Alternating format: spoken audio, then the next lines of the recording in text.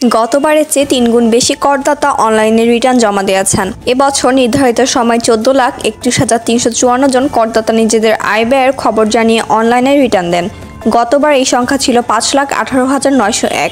এবছর অনলাইনে রিটার্নকারীর কাছ থেকে মাত্র ১৫৮ কোটি টাকা পাওয়া গেছে।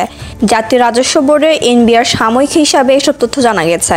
কর কর্মকর্তারা জানান, অনলাইনে রিটার্ন জমা দেওয়া বেশিরভাগই শূন্য রিটার্ন জমা দিয়েছেন। এবছর সব মিলিয়ে ৩৯,৭৩,৭৫৭ জন করদাতা রিটার্ন দিয়েছেন। এনবিআর কর পেয়েছে মাত্র ৩,১৪৪ কোটি টাকা। ৩ দফা সময় বাড়ানোর পর গত রোববার রিটার্ন জমা দেওয়ার নির্ধারিত সময় শেষ হয়েছে।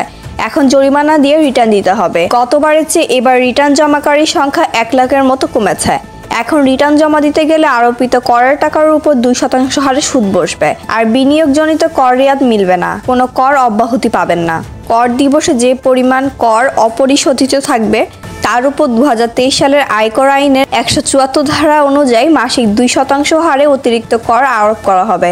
বর্তমানে ১,১১,০০,০০০ কর শনাক্তকরণ নম্বর বা টিআইএনধারী আছেন। প্রতি বছর গড়ে ৪০ লাখ রিটার্ন জমা পড়ে। এনবিআর এর কর কর্মকর্তারা জানিয়েছেন, নতুন টিআইএনধারীদের ২/৩ রিটার্ন দেন না। গত কয়েক বছরে বিভিন্ন সরকারি বেসরকারি সেবা পেতে টিআইএন এবং রিটার্ন জমা বাধ্যতামূলক করা হয়েছে। ফলে অনেকেই শুধু সেবা পেতে টিআইএন নেন।